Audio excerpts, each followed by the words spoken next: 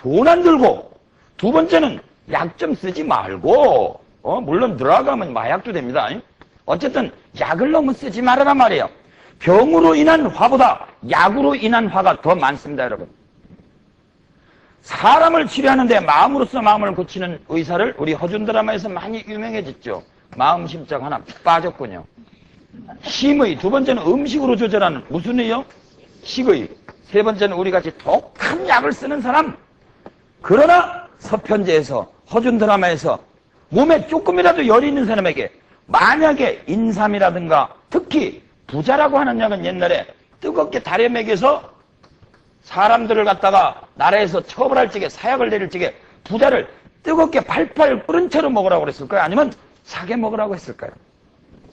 뜨겁게 먹으면 서편제에 나오는 바로 송화 아가씨처럼 눈이 멀어버립니다. 여러분, 약은 곧 뭡니까? 그러니까 가만히 보니까 약은 곧 독이죠. 그래서 이 약의 노릇이 힘든 겁니다. 잘못하면 죄도 많아요, 이게. 그래서 옛날에서부터 의사업이 뭐 전생의 빚이 800만 양이다, 9천만 양이다. 이게 죄 많아서 이 업을 한다, 그런 말들 하는 게 금생에도 잘못하면 죄 짓기 쉬운 것이 정말 이 약이라는 것은 정말로 힘든 것입니다, 여러분. 그러나 그 중에서도 음양관 없이 약을 지어서 시술을 잘못하는 의사들이 있으면 혼의라고 합니다. 원래는 이게 세조대왕이 팔의론이라고 해서 의료 개혁을 위해서 8가지 의사로를 얘기한 것을 소설가 이인성 씨가 소설 동의보감에 도입시킨 겁니다, 사실은. 허준 드라마를 통해서 심의, 식의, 약이 이런 게 유명해졌지만 그래서 어느 날 혼몽한 의사, 망령된 의사, 미친 의사, 사기꾼 의사, 사기꾼 사자가 참 어려운데 이렇게 쓰는 거 맞습니까 이거요?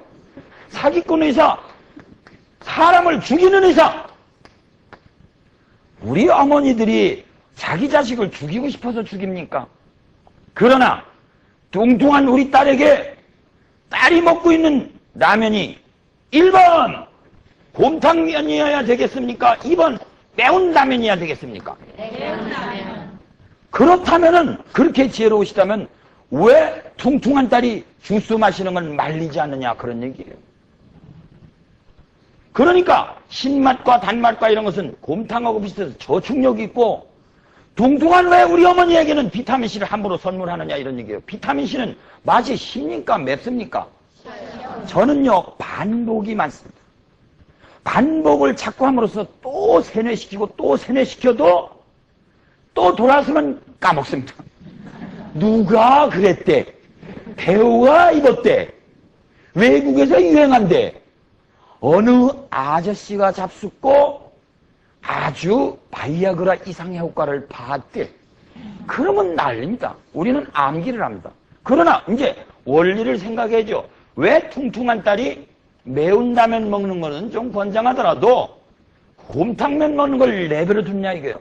그러면 어쩌면 좀 극단적으로 해서 그 어린아이가 날로 나무코트를 입는 것을 방조할 수도 있죠. 나무코트는 다시 한번 강조합니다만은 1번 나뭇잎으로 만든 옷, 2번 관 뭡니까? 여러분 우리 자식을 사랑하던 지혜로우십시오. 믿기만 믿고 알지를 못하면은 나날이 어두움이 자라난다 그랬습니다. 무명이 자라난다 그랬습니다, 여러분. 이게 도처에 깔려 있다니까요, 글쎄. 시도 때도 없이 꽉 쟁기는 옷을 입고 다니면서 이 간에 있는 열이 이 불기둥을 통해서 나가야 되는 걸 꽉 막아가지고 간에 열을 치받치게 해서 눈까지, 간은 배터리요, 눈은 전구입니다.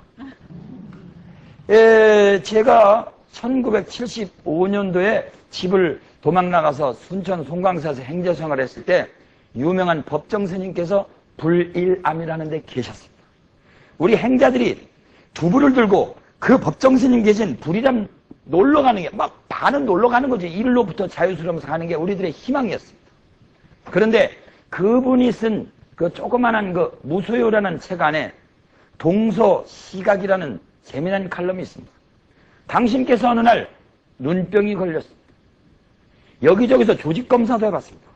잘 안 났습니다. 근데 우연히 좀 과장해서 제가 뭐 법정 스님한테 직접 들은 얘기는 아니니까 제가 상상력을 동원해서 그냥 약간의 불신감 속에서 어디 한약방을 문을 두드렸겠죠. 한의원을. 그러니까 이제 뭐 이렇게 한복 입고 고위층을 이렇게 하면서 그냥 걔를 누구셔? 그러니까 아마 진맥을 한번 해볼까? 근데 저는 눈이 아픈데요. 근데 왜 여기를 진맥하시오? 근데 진맥 해보더니 화병이구만. 그러더니 약을 몇 첩 줬는지는 정확하게 제가 기억이 안 납니다만은 막 10첩, 20첩은 안 줬을 겁니다. 그래서 약을 먹었더니 눈이 씻은 듯이 나섰대요. 여러분, 우리는 눈이 아프면 눈만 봅니까?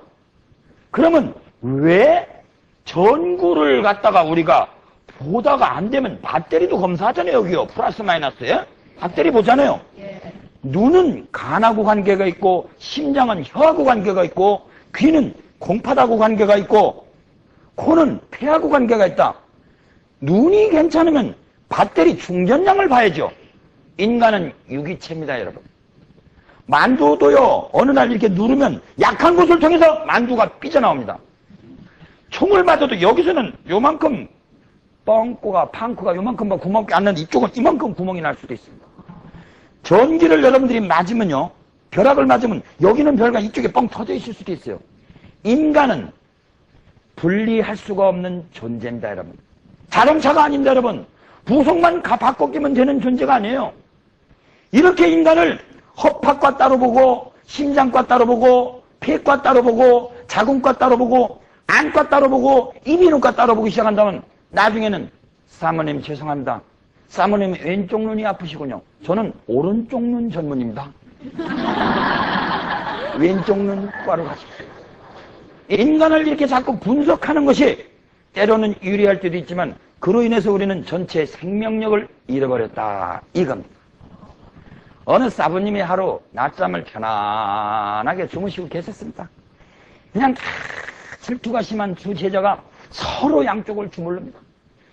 여러분들 요새도 그런 거 하는지 몰라도 저희들 50년대 국민학교 때는요, 옆에요, 특히 마음에 안 드는 여학생 옆에 있으면요, 우리 둘씩 앉혔습니다, 이렇게. 그래 놓고 여기 둘이 앉았잖아요, 이렇게 둘이요. 그렇지, 의자 놓고 해.